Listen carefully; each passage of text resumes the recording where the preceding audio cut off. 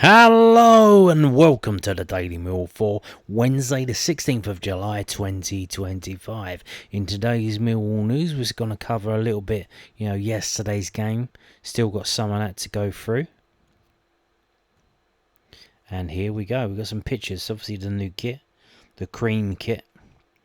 Millwall wore their 25-26 away kit for the first time on Tuesday night as they defeated Northampton Town 3-0 in a pre-season friendly. Take a look at the gallery of action from the Pinatar Arena below. And there you go. You can see the fans in the background. This stand there behind them, that was empty. I think you can see something like that. It was used by the teams. That's the goal. That is the goal being scored. That's the action shot. Spot the ball. Remember, spot the ball? Littlewood spot the ball. Where would you think the ball would be? And then you put it where it was, and it's like, you didn't win. So, how? How have I not won? Because they used to use a fucking microscope to find out where the ball was, and you had to get the centre of your cross bang in the middle of where the ball was. So, yeah. That's the goal. Still talking about the goal. Is this Cundall's goal now? This is him. Yeah, and it's running through. And absolutely sprinted through the middle. That's a Domu shot there. Massey. That's Mayer. Adam Mayer. More on him in a minute. Dinor. Mayer again. Coops. Cundall sprinting through for his goal. Tanganga. Ben Drake. Howland. Beaumont. Kendall, Beaumont, Cundall, Kendall, Harding, Coburn. He scored. That's his goal there. So yeah, kits on sale now at the club shop or online. But be careful if you get your name on it, because apparently they've been sending people, or even the players' names. If someone got a kit with, I think Ivanovic's name spelled wrong, which is fun. I don't know if they had the DH, obviously. In English, it's different how they spell it in their own language. So, talking about the game, post-match comments from yesterday's victory. This is from southernnews.co.uk. So, Alex Neil explains the decision to start Adam Mayer left back in Millwall's win over Northampton. So, yeah, what was that about? Well, Alex Neil's explained his decision to start Adam Mayer at left back in Mill's 3-0 friendly win against Northampton Town in Mercia on Tuesday evening. Mayer set up the first goal after just 3 minutes when he curled it in a dangerous corner from the right that was headed in at a near post by Mihailo Ivanovic. Those two combined again to almost make it 2-0, this time from Mayer's corner from the left, but the Serbian striker headed over. The left-footed Mayer joined Mill as a winger from Morecambe in January 2024. The 20-year-old has made 4 substitute appearances in the Championship. Mayer was earned his first line start by Neil on the left wing in a 3-0 win against Dagenham and Redbridge in the third round of the FA Cup last January. Mayer then went on loan to League 2 Bromley for the second half of the season, making 17 league appearances, 15 of them starts. And he was playing at left back at Bromley. Mayer linked full down the left with Sheldon Kendall in the Lions' commanding win against Kevin Nolan's League 1 side. I think with Adam, he's better when he's got the game in front of him. Neil told us it then. You get some wingers that play with their back to goal a lot, and I don't think that's what he is, self-admittedly from him, speaking to him. I think we play him high and he holds width on the left-hand side, or even better, drop him deeper, and he can step into the game with his left foot. He puts a few great crosses into the box. I think he's comfortable there. I watched him last year when he was on loan at Bromley, and he played some good games there at left back as well. So yeah, but again, where would that come from? If you loan a player to a team, surely you would say, why are you playing my left winger at left back? Can you not do that? Or is this a thing that, try him at left back, see if that works? Maybe they were open to that. Maybe they just, they don't care. Once you're loaned out, you're loaned out.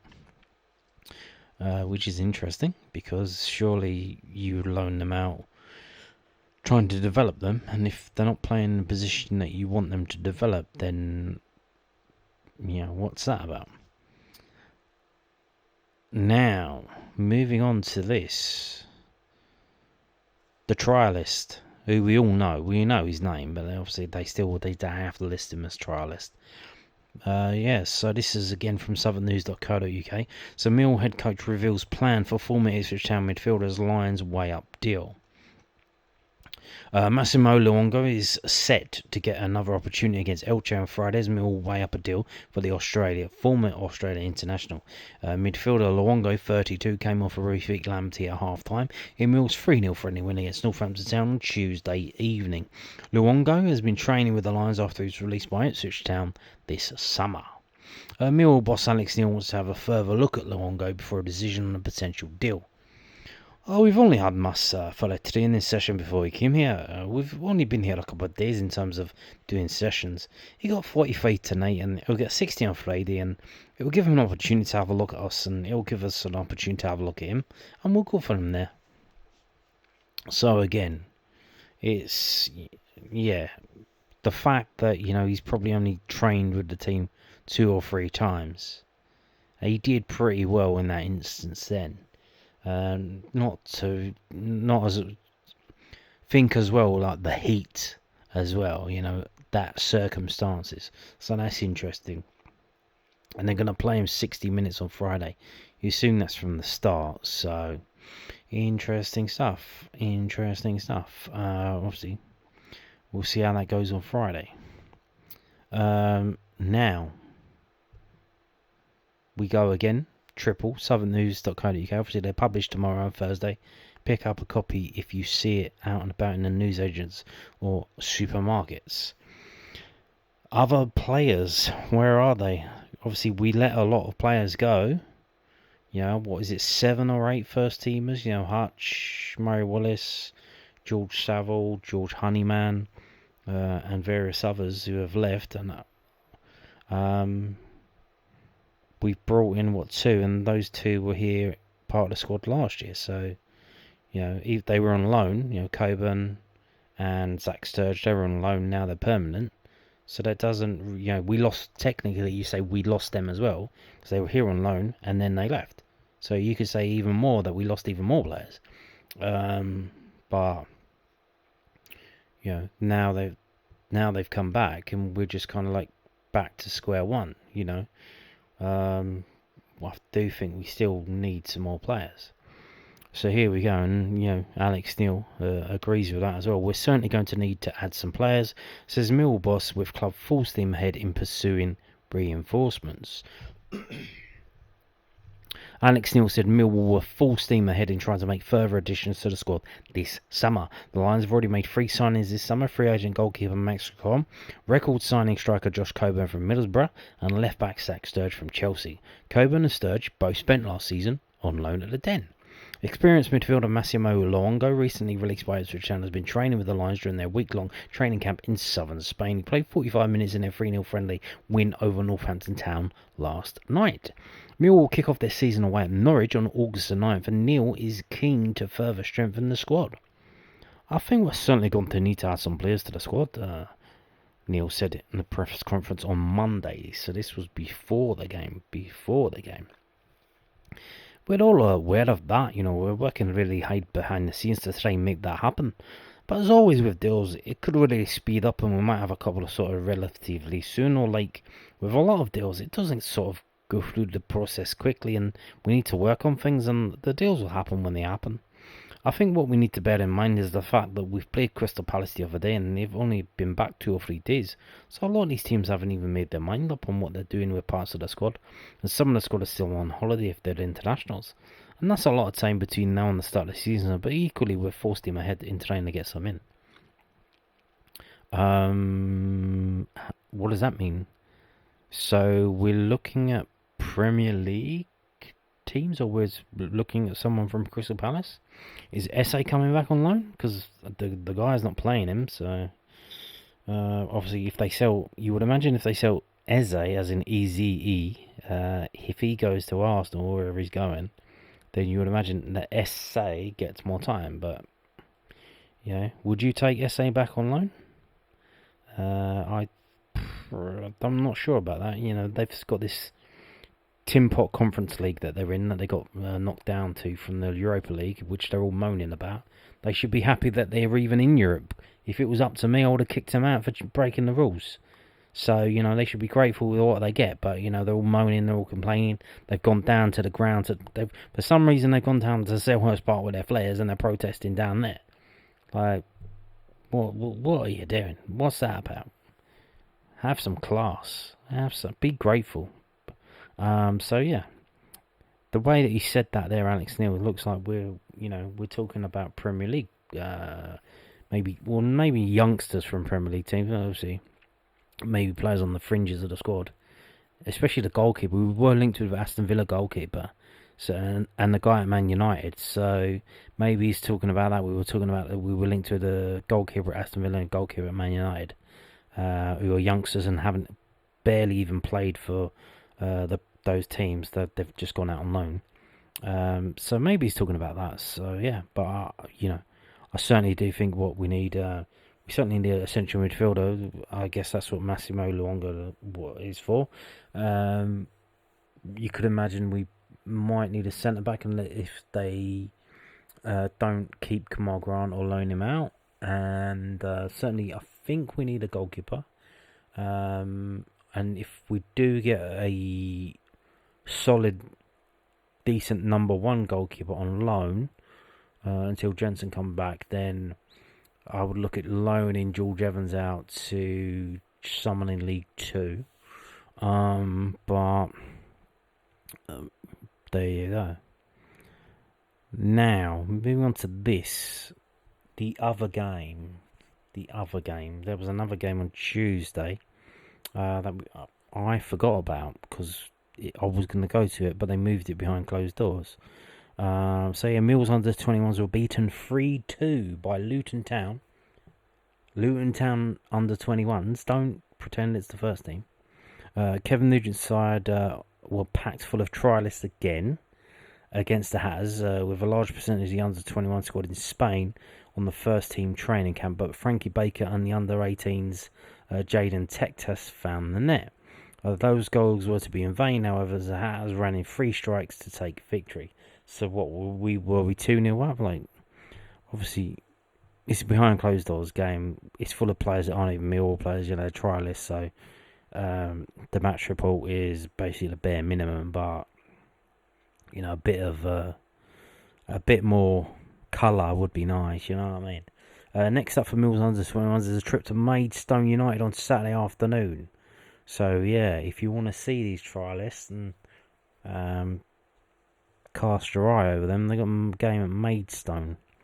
Maidstone on Saturday, 3 o'clock kickoff. And there you go. Obviously, the first team are playing on Friday morning. More on that in a minute. Alright, we got this. What have we got? Got this. This is from millfc.co.uk. 25-26 Millwall match categories. Mill's 25-26 Sky Bet Championship fixture list has been confirmed. Take a look at which games fall under which ticketing categories below. So here we go. Why is this relevant? It's more expensive. Category A is more expensive than Category B. Category B is more expensive than Category C. Category A games these are home games. Watford, although the prices that we charge them can affect the price that they charge us. But generally, quite often, I find that the ticket prices that we pay for away tickets are pretty quite higher than the ones of our own tickets, to be fair. So the Category A games are Wrexham, Watford, West Bromwich Albion, Leicester City, Southampton, Ipswich Town, Charlton, Portsmouth, Norwich City, Queen's Park Rangers and Oxford United. That's a weird order to put that. I think they put that in order of date. These are the dates that happen because we play. Was it Middlesbrough was the first home game. Then I think it's Wrexham, and I think the reason why Category A, because I saw Oxford there and I thought, how the fuck are Oxford a Category A game? No one wants to go to that game, and then you find out, it's the last game of the season, which is a home game. So Obviously, at that time, you would imagine that we're going to be top of the table, but you're going to be lifting the cup. So, everyone's going to want to be there for that, aren't they? So yeah, that's why that's a Category A game. And then Category B, you got Middlesbrough, Coventry City, Sheffield Wednesday. So playing Category Sheffield Wednesday with their troubles, and they're basically putting out a youth team this year. That's a Category B, is it? Okay. Bristol City, Swansea City, Birmingham City, Derby County, and Blackburn Rovers. And the Category C games are Stoke City, Preston North End, and the Hull City. Okay, that's interesting. I don't know if that's because they're midweek games. Midweek games, I don't know why the midweek games are very. Obviously, this matters in if you buy your tickets match by match. If you're season ticket holders, you don't give a shit about this, do you? It doesn't matter for you. But again, it could affect the away ticket prices as well. But the midweek games are very poorly attended. You would imagine they could try and make them cheaper by putting them in the lower category. But there you go. So that's the match categories for this season. Now, the reason why they put that up today is because the tickets are on sale. Here we go. Splash the cash and get some tickets. So, the pre-season friendly, the only home pre-season friendly that we got against Estoril Praia, is on sale now. That's a 1 p.m. kickoff on Saturday, the 2nd of August. Only 3 weeks away. And then we've got the home game. The first home game is against Middlesbrough. Hopefully Coburn get a hat-trick there. That would be lovely. That's on sale. And then we've got Wrexham. Obviously that's on sale. We've got Watford, that's on sale. What's that about? Why is it showing me that? Hang on. 7 results. 1, 2, 3, 4, 5, 6. Okay, so it's just these games on sale. Now, interestingly enough, and we'll get into this in a minute. Yeah. So you got Millwall Wrexham. You got Millwall Wrexham Hospitality. You got Millwall Watford. You got Millwall Watford Hospitality. What you don't have is Millwall versus Middlesbrough Hospitality. Remember that, because that's going to come in useful at the end of the video. So remember that, right? But before we get to that, I've got to remind you this. So by the time you watch this, it's probably going to be late on Wednesday or on Thursday. We got a game Friday morning. So if you do intend to watch it, maybe you should buy your match pass on Thursday. So that you can just you don't have to piss around trying to get the game on your device or wherever, on your office computer, wherever you're going, on your laptop, at work, because it's 9:30 in the morning. So watch the Lions take on Elche CF on Mill TV. Mill will complete their Spain pre-season training camp with a friendly against La Liga side Elche CF at the Pinatar Arena on Friday morning. Kickoff is at 10:30 if you're in Spain, but 9:30 if you're in Great Britain. So again, if you're somewhere else in the world, I don't know, is this good for you, is bad for you? If you're in, I've had some viewers left comments from New Zealand, from Australia. Is this good for you? What is it, 12 hours? So this will be, 9:30 p.m. for you, I guess. That's a good time to watch a game at, really, isn't it? Although it is a bit late, because you'll finish at, like 11 o'clock. But yeah, I guess it's good for you. Yeah, you can buy your match pass now. It's $5.99. Now, are you gonna do that? Like, what is the draw? Now, obviously, it's annoying because this is the better team, and they got promoted to La Liga. They're a good team. We beat Northampton 3-0. Okay, boo-hoo, whatever. What can we do against Elche? We narrowly lost to Crystal Palace 1-0. But there's a lot of changes in that squad. But 3 years ago, we lost 5-4 to them in a kind of similar game. So is that an improvement? Are we getting better? So again, but for me personally, I think the only thing to watch from this game is to see how the youngsters do again. Hopefully they're they're growing into it, and to see how old Massimo Luongo does now. He's apparently getting 60 minutes, and see if any of the other players who were out there and maybe in line to feature, as in I think Negley, see how they're doing if he comes on. But other than that, there's not, there's no new players really. So yeah, but $5.99, 9:30 a.m. if you're in Great Britain. So there you go. Right now, before we get to what we get into, this date for your diary. During the summer holidays, this is a kids-friendly thing. They do this every year. The kids go down, they can get things signed, they can get pictures.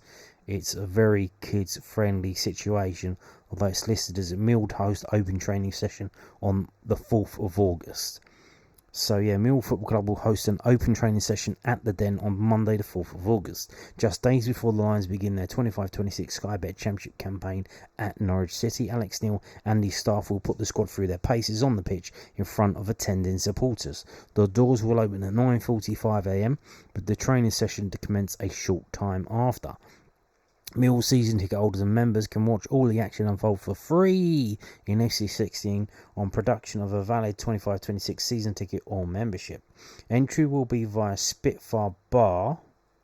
They're trying to... Hey, that's all the way round the back.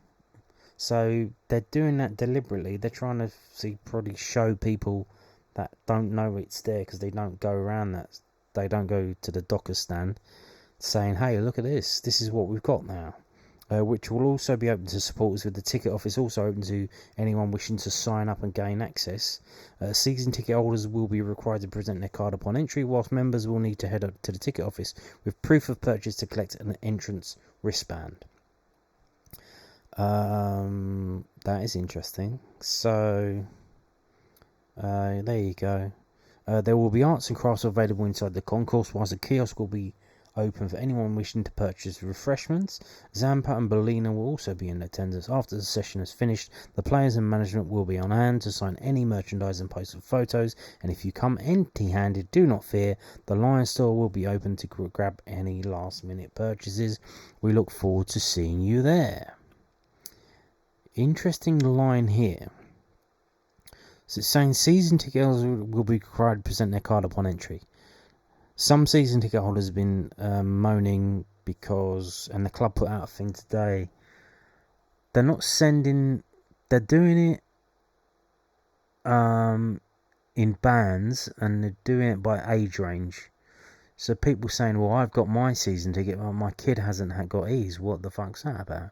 Because they think they're probably working through them like A to Z, and surely someone with the same surname at the same address would get their cards at the same time.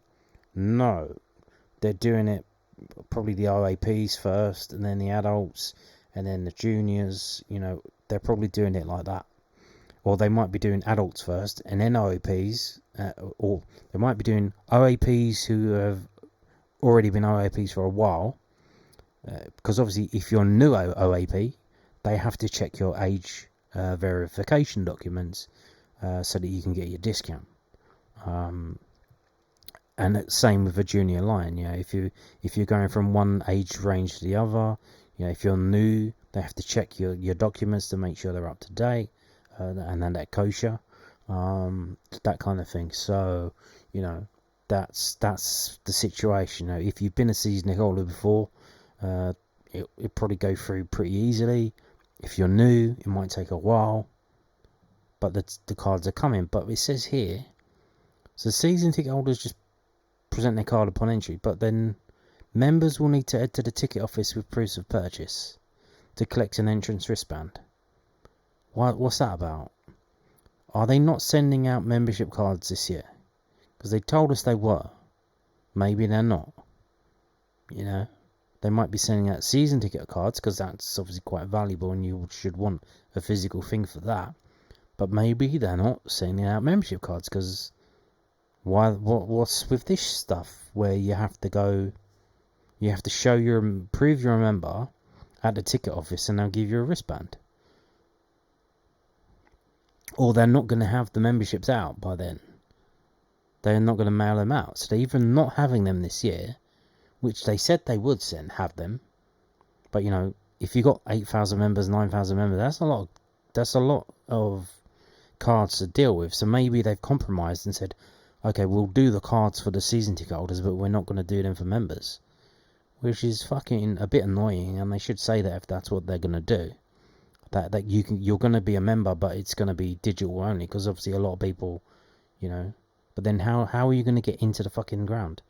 If they make me use a mobile phone to get into the ground, I ain't fucking going to go down there. I ain't doing it. I'll have to go down to the ground and buy tickets in person and get a paper ticket. I'm not fucking doing that shit. Please don't do that. Give me a fucking card. Give me a team card and let me load my ticket onto it and go into the thing. So again, what are they doing here? What's that about? What are they doing? That doesn't make no sense. That don't make no sense. Unless, like I said, they're not going to have them out by then. But this is the 4th of August. The season starts on the 9th. The first home game is the 16th. Obviously, if you remember and you're buying tickets for Norwich, which you probably won't get a ticket for Norwich, if I'm honest. Like, how many tickets are they going to give us? 2,000? I think they're all going to be snapped up by season ticket holders anyway. So, obviously, that's all going to be done online anyway. And they'll mail you a Norwich ticket. But maybe they're not going to have it mailed out to you by then. I don't know. But yeah, that line is very ominous. I don't like that line. If you're a member and you're going to this thing, you have to go and get a wristband. Very, very, very odd. Odd. Now, do you remember? I told you to remember. This is it. Now, this is the bit where you need to remember this. Hospitality. We've got pictures. Well, it's not real. It's a graphic. So how closely is it going to look like this? They're still building it at the moment. So that's interesting. It says hospitality on sale for Millwall's opening 3 home fixtures. But, which is it here? It's not open for that. Where is it for here? It's not ready for the Middlesbrough one. So again, they are literally building it right now. Will it be ready in time? Maybe they don't know, which is why they haven't got it up here automatically yet. They've got it for Wrexham, they've got it for Watford, they don't have it for Middlesbrough. Now, to be fair, they are doing a hell of a lot. They are undertaking a lot. So yeah, we got some pictures of the new hospitality. The vast and extensive changes that they are making to the hospitality areas after it looks like they moved the offices down to Calmont Road. So yeah, as I say, hospitality packages are now on sale for Mill's opening 3 home fixtures of the 25-26 Sky Bet Championship season, with the with the Lions welcoming Middlesbrough, Wrexham and Watford to SE16. Sample the club's brand new lounges and buy now. Whether it's Doherty's, number 11, or Club 1885, and that takes your fancy, don't delay and purchase today. Here we go. We got some pictures. There you go. Doesn't that look nice? Doesn't it look nice? It looks very boring. It looks very bland. It looks very brown. Brown. Not that there's anything wrong with that, I have to say that in this day and age. And I think they know that it is kind of boring and a bit rubbish, because if you look at the ceiling, they've got this kind of stained glass thing, underneath the lights to kind of jazz the whole thing up. Although it looks like they got spotlights there that aren't on. Obviously, this is a graphical image. This isn't a photograph. They haven't done this yet. It's probably AI. It's AI now. It's a design tool thing that they use, and you see these things whenever they're gonna do new buildings and stuff. Lots of televisions. Interesting, there are pictures of Millwall people on the walls, which is weird because they just did an auction when they sold off a load of stuff. They sold off a load of pictures, they sold off a load of chairs, they sold off some of the carpet, rolls of carpet, all gone, sold, auctioned off. And they're going to replace it with other pictures. It does certainly look less Millwall, which I suspected that they were going to do when you saw the auction and all the stuff that they were getting rid of. And, it's understandable, they want to rent these spaces out to people, not, people that probably aren't Millwall fans, and to have all the Millwall stuff there, if you're not a Millwall fan, is kind of non-plus, no? It's kind of an odd thing for you to do. So the more neutral and boring and bland they can make it, then someone can come in with their own, decorations and stuff and banners, and they can just put their own stamp on it. So there you go. Yeah, we've got this one as well. So this is the cheaper one, I think. Obviously they called it Doherty's, and obviously you can understand why they've called it. We're going to go through all of this because they've all got their own pages, and you can see underneath that. That's a link there. So then you got number 11, which is the Billy Neal, because he wore number 11. They've called it that. And again, this is the dining area, more of a dining area rather than a bar. They got a long, couch thing, and then tables, and then, but again, the gaps between these tables are far too small. How are you going to get in and out? Again, they know that it's boring and it's brown. They've got the parquet flooring and stuff like that that's grey. They've got brown seats. They've got brown tables. They've got brown fucking walls. I mean, come on. They got blue pillars, and they've jazzed it up with this copper kind of erratic, lighting feature, just to try and add something to it, just give it something, because it's very boring, very bland.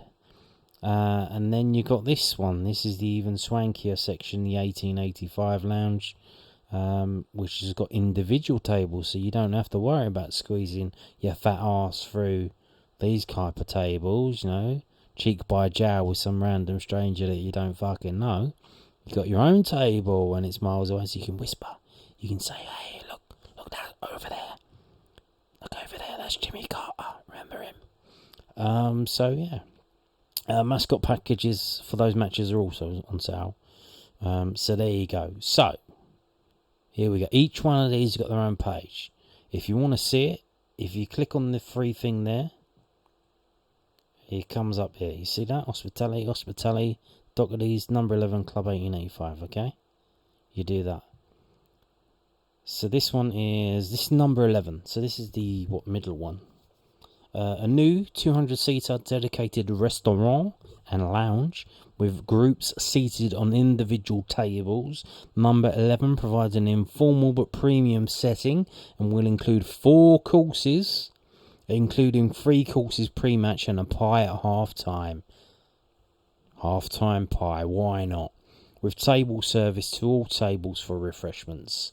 The cash bar will be open pre- and post-match. Asterisks on that, with additional all-inclusive drinks packages also available to purchase. This area will continue to have hosted Q&As with ex-players and the man of the match presentation at full time. Number 11 has been named after the legendary Billy Neal to honour the famous Scotsman and the number he most frequently wore while playing for the Lions. Well, I guess, but why not call it the Billy Neal Lounge rather than... Is he any relation to Alex Neil? Probably not, no. Rather than number 11. Now you can see here, even though this is a graphical image, if you look closely on the bottom left, you can see the pattern on this brown kind of sofa thing. It's the old, faux leather. It's plastic. It's going to be squeaky. It's going to be, slidey. If you don't wear your leather trousers down there, because you'll slide right off. Okay. But yeah, look, TV. Massive fucking TV right there. But, I imagine there's one on the other wall, because, the people with their backs to it, how are they going to see? So yeah, there you go. How many forks they got? They got 2 forks. Okay, it's not that fancy then. So here we go. Dedicated hospitality entrance, exclusive access to the number 11 lounge, hosted by ex-players and special guests. 3 hours prior to kickoff and 1 hour post-match. Asterix. Welcome drink on arrival. Cheers. 3-course dining pre-match. Why not? Executive padded seating. Half-time tea and coffee. Tea and coffee. That's unusual. Normally you just have one or the other. Half-time bar snack. Well, that's the pie, isn't it? So, yeah, will that be a pork pie or something like that? Team sheet. Hospitality gift. The option to upgrade to an all-inclusive drinks package, which includes beer, house wine, spirits, and mixers at an additional cost. Now, the asterisk in terms of 1 hour post-match, that's based on a 3 p.m. kickoff. So for midweek games, it's not going to be open for 1 hour post-match. Is it going to be open post-match? Probably not. It's going to be closed. They're going to tell you to piss off. It's nearly 10 o'clock. Go home. Now, this one is a bit weird. Each group will need to opt for the same drinks package. What does that mean? What does that mean? What does that mean? Each group will need to opt for the same drinks package. Again, what does that mean? Because it says the option to upgrade to an all-inclusive drinks package, which includes beer, house wine, spirits, and mixers at an additional cost. But then it says each group will need to opt for the same drinks package. What do you mean each group? Each group, like everybody in the lounge, will have to upgrade to the same drinks package? Or everybody in the same area? Or, like, you can't have... They're going to segregate you, like... So if you go with someone else, and you upgrade to the all drinks package, and the other person doesn't, they're going to separate you and say, no. You go over here, he goes over there, because we don't want you getting your unlimited drinks and passing them off to him. I think that's what they mean. They could make that clearer. Would be helpful if they did. So again, I think they probably mean each member of the group will need to have the same drinks package. But then, you know what I mean? Like, it's a lounge. Like, people are moving around. People saying hello to people that you know, and you're like, oh no, you can't mix. Like, you have to separate. Oh, you have to be separate. And these are the prices. Very expensive. I mean, it's nearly the price of a season ticket. Category A with drinks is 230. Category A without drinks is 200. So it's 30 quid for the drinks package. And there's no concession there. It's listed as concession and it's the same price. Then what's the concession? What are you conceding? You're conceding nothing.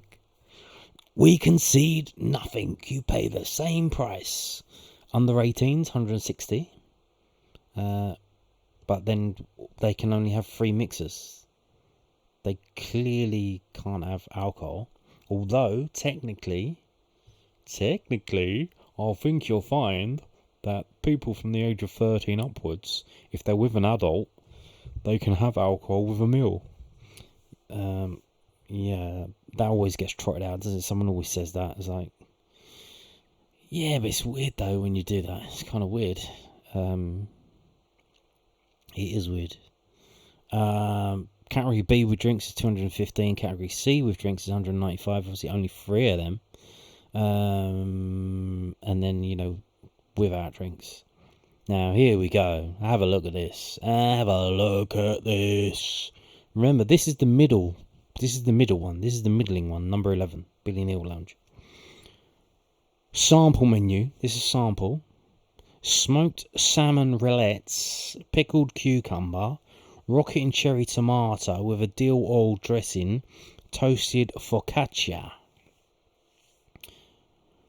Or whipped goat's curd, grilled tender stem broccoli, sweet and sour radicchio, calamari oil crumb. Radicchio is bitter as fuck. Why have you sweet and soured it? That don't make no sense. Main course, beef shin roulade with buttered potato puree, so mashed then, yeah. Charred shallots and baby carrots and red wine just. Just what? Just joking, I know it's pronounced Jew. Red wine Jew, I'm only joking, I know. Salt baked celeriac, barbecue oyster mushroom, braised lentil and hazelnut vinaigrettes. Desserts, Eton mess. Well, yeah, certainly will be a mess after that. UK cheese selection, spiced fruit chutney, crisp breads, and grapes. Half-time mini pies. So it's not even a full pie. Oh, no. They're giving you a free pie and it's a mini pie. Well, it's not free because you're paying fucking, what are you paying, 230 quid. So it's all priced. It's all priced on. You're effectively paying what? Your seats cost you 30 quid. So all this other mumbo jumbo, that's the difference. That's what you're paying for. Now this is funny. This is funny. You see these things on the ceiling that look like smoke detectors. They're not smoke detectors. They're actually heat detectors. And if they detect heat, like intense heat, they're connected to sprinklers that will. You can see the sprinkler there as well. Again, this is a graphical image. It is an actual photograph, but there is an insane amount of these in this. What was that? Is a 30 meters by 50 meters room. How the fuck have they? Why have they got so many of these up here? They got 1, 2, 3, 4, 5, 6, 7, 8, 9, 10 in this image alone. How have they got 10 in it? You do not need 10 of these in this little area. This is insane. How they have 10 of these? They probably got a decent deal. Buy one get one free. But 10 of them. I think maybe they've done it.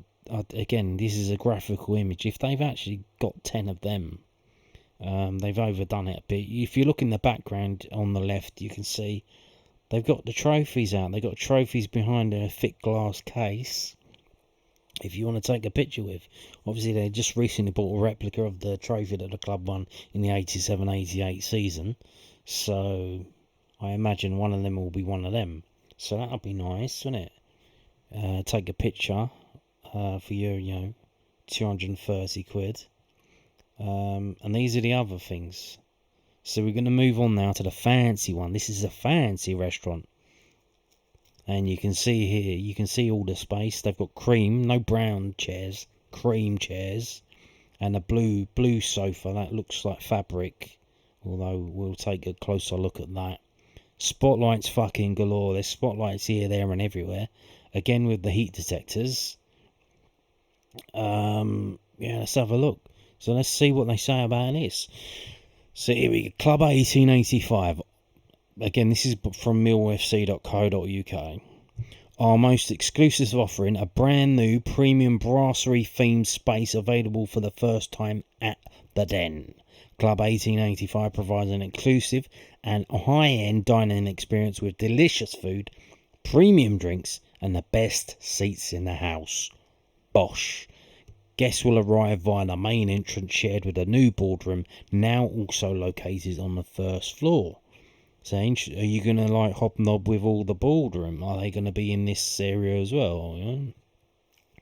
Guests will be welcomed with a champagne reception, ooh la la, before enjoying a 4-course taster menu served from an open kitchen alongside specially selected wine and drinks pairings with exclusive gifts and player visits. Seating for this restaurant will be the best available and located in and around the current director's box. Wow. So here you go. You can see the image there. What can we see? You see the thing on the ceiling, you know, the feature to break it up. Oh, this is a lot better than the other one. Is that a marble-topped table, or is that just like a fake pattern on it? I don't know. You know, you got the old what are they called? They've got a name, these chairs. They've got a back and sides. I don't know what they're called, but they have a specific name. But yeah, fancy chairs for the fancy restaurant. Ooh la la, some plants as well, you know. Almost certainly they'll be plastic, but don't they look good? It looks like they got wooden panels on the wall, although obviously they're brown. Why would they not be? So yeah, there you go. Now here we go. Access via the director's entrance at the main reception. Premium, all-inclusive bar, 3 hours prior to kick-off and 1 hour post-match. So this is all built in. All-inclusive. None of that fucking bollocks about paying for your drinks. Can I have this? Yes, sir. Here you go, sir. Exclusive access to the Club 1885 suites. Whatever. Oh, that's the thing there, yeah. Champagne and canapé reception. Canapé. 4-course fine dining menu pre-match. Half-time savouries. Is that gonna be a mini pie? They've just called it something else because it has to be fancy. Savouries. Director's box seating, a team sheet, and a bespoke hospitality gift. Now this one is 300 quid, and remember the drinks are built in here, so you're comparing it with the other one that was 230. This is 300, 299. So 70 quid more for the fancy restaurant. Here we go. Sample menu. On arrival, olive parve bread, sun-dried tomato butter. Parve bread, what's that? Pave, a pavement of bread. That's French. It means a square. So, what kind of bread do you get in square? Focaccia. So it's the focaccia that we just mentioned before in the other thing. Almost certainly. Chef snacks. Wild mushroom custard with truffle dressing. So, I guess that's like a bruschetta. To start, little bird gin cured salmon, smoked cucumber, horseradish creme, crispy shallot rings, venison carpaccio, fresh pear, beetroot, ketchup, and chili dressing. That sounds a bit confusing. To follow, not for mains. Spring lamb rump, lamb shoulder and potato croquettes, grilled baby leeks, creamed spinach, and wild garlic. Obviously, that's a summer thing. That is a summer thing. I doubt if they do that in September, October, November, you're going to ask, that's not seasonal. Grilled red mullet. That's a fish, by the way. Broiled bean and pea broth. Pickled wakame. What the fuck is a wakame when it's at home? Is that radish? No, that's mooli, isn't it? I think it might be Japanese radish. I'm not sure. I'll find out and let you know in a future video. Dill oil. Dill or no dill? No dill for me, please. To finish, dessert. Salted caramel chocolate brownie. Dark chocolate mousse. Blackberry and mint. I think that's the same thing. It's not like, oh, you can choose the brownie or the mousse or the blackberry and mint. I think that's all one dish. Or Golden Cross goat cheese, fresh Granny Smith apple, sourdough crisp, and candied hazelnut. Again, that's dessert, by the way. Ghost cheese. And you can see here, if you look at the sofa, it does look like it's fabric one. So this one is fancy. It's covered in fabric and not fake leather. But there you go. And last but not least, if you're still here, here we go. This is the everyman kind of place, more basic, shall we say. This is the one that you do with your mates for like a birthday or something like that, I would imagine, for a birthday treat or something like that. So that's Doherty's. That's what we got here now. So Millwall Football Club is proud to introduce Doherty's. The ticket only option, previously silver. Okay, ticket only option. What does that mean? Surely you need a ticket to get in there. Oh, you have to buy a ticket to get in there rather than Harry's Bar. So you don't need a ticket to get in. You have your membership and a season ticket. Is now housed within a premium, dedicated bar space with a pub-style theme, reflecting the character of the local area and the history of the club. This private space will have its own entrance, be self-contained, and the ticket price will now also include a pre-match welcome drink and half-time bar snack. Further pub-style food offerings will be available to purchase each match from the kitchen, should you wish, and served to tables. So again, the other places have the food built into the package. This place, you buy the food if you want it, and it's extra. Okay. Doherty's has been named in tribute to John Doherty, the only manager to lead Millwall Football Club to the top division of English football, which he did in the late 1980s. And here you go again, like I said, this one looks more, the roof is a lot more, the ceiling is a lot more busy, to break up just the sea of brown that's everywhere. Not a fan of the high stool personally. That's because I'm a fat bastard and I feel like I'm teetering on the fucking something I could fall off of because I'm overweight. But there you go. Now this is a bit steep because you're not getting any. All you're getting is you're getting your seat in the director's box now. And what they're giving you, not a drink, they're giving you a pre-match drink and a half-time snack. 120 quid. 120 quid for category A, 110 for category B.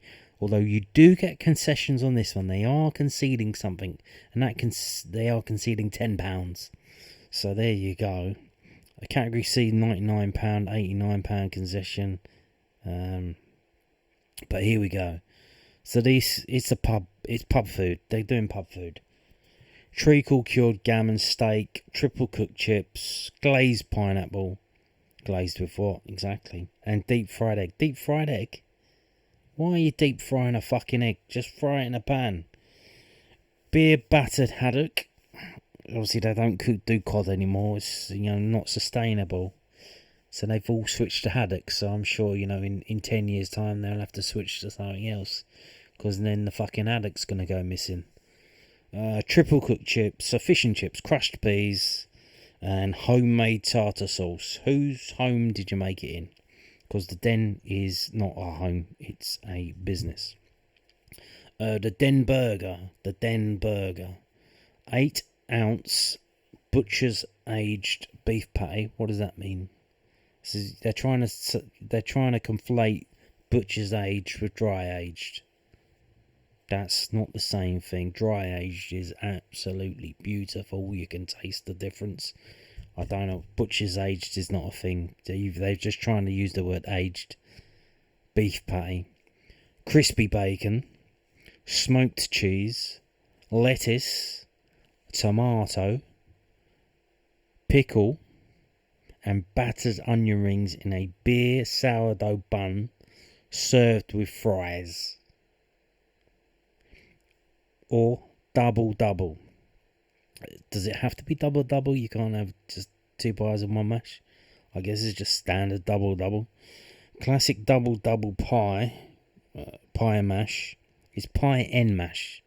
It's not. This is the thing that drives me crazy. Northerners, or people from outside London, they don't understand pie and mash. They think it's literally like a Ginster's pie and some mash. No, that's a pie with mash. Pie and mash, as in pie apostrophe n apostrophe mash. Pie and mash is green liquor, mash, and these suet pies with meat inside, just minced beef. That's pie and mash. And they got this here, snacks. So obviously, if you don't want a full meal, you don't want to have all that stuff, you just want a little snack. Just a little snack. Because you've been drinking, Chorizo Scotch egg, piccalilli alioli. Okay, that's kind of weird. Why would you do that? Just have the piccalilli. Sticky sausages, honey and whole grain mustard sauce. So you may have seen these around in pubs around, mini sausages. They cook them and then they take them out and they coat them in honey mustard, but it's whole grain mustard. Now, chorizo Scotch egg. Now, how is, I'm hoping that's Nduja Scotch egg, is in chorizo that is spreadable. It's the one that's malleable, not the hard chorizo. I imagine I think Nduja's maybe like a thing like Stilton and Parmigiano Reggiano, in that the official one is the official one, and that gets the name, and if it hasn't that, you have to call it something else. So maybe it is Nduja, but they have to call it chorizo because it's something else. So, but yeah, you don't want hard lumps of fucking chorizo in a Scotch egg, I'm sure. But yeah, there you go. And you can see TVs galore. Again, this is a graphical image. It's not an actual photograph. A selfie, as the kids call it these days, because they're fucking idiots.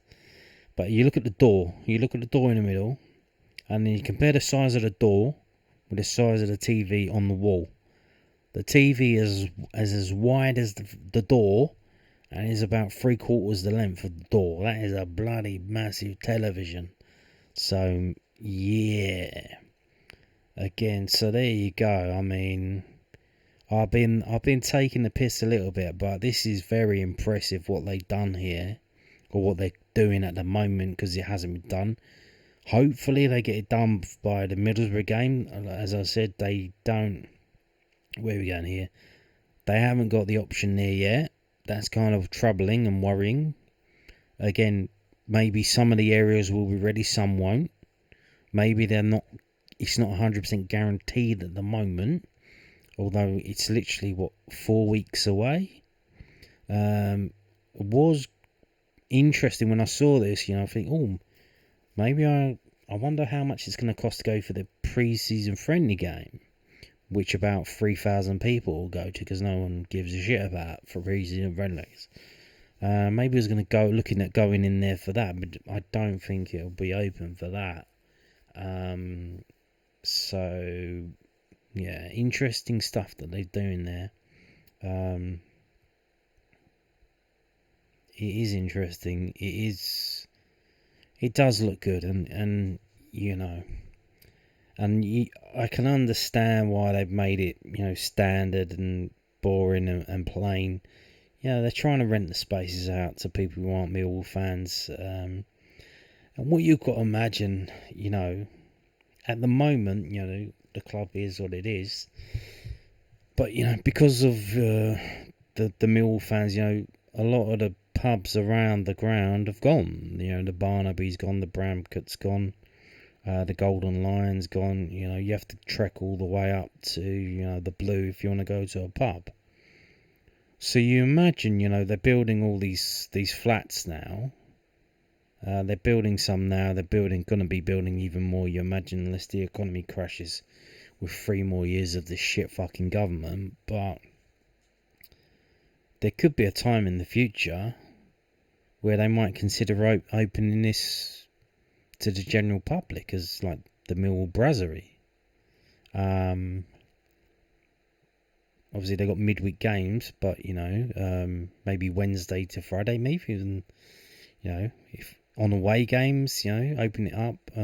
Maybe Sunday lunches they could do as well. Because there's thousands of flats being built, which means thousands of people are going to be moving in. And where are the facilities? They've said they're going to be. They apparently said they're going to be building a pub at the bottom of one of these block of flats, the renewal one. But that's a way away. So you can imagine, it might be viable in the future to open this up to the general paying public, because this is going to be a local restaurant for them to go to. So we'll see about that, but. It does look good. It does look good. It does look good. So, yeah, very impressive. And obviously they're using this to sell the hospitality, but I would imagine as well that they've probably improved like the toilets and stuff like that as well. So, yeah, a lot of good stuff happening there. A lot of good stuff happening. So. Really good stuff. Could be as well, next season in the Premier League. Not bad for a Premier League grounder. So there you go. And on that note, thank you for watching and goodbye.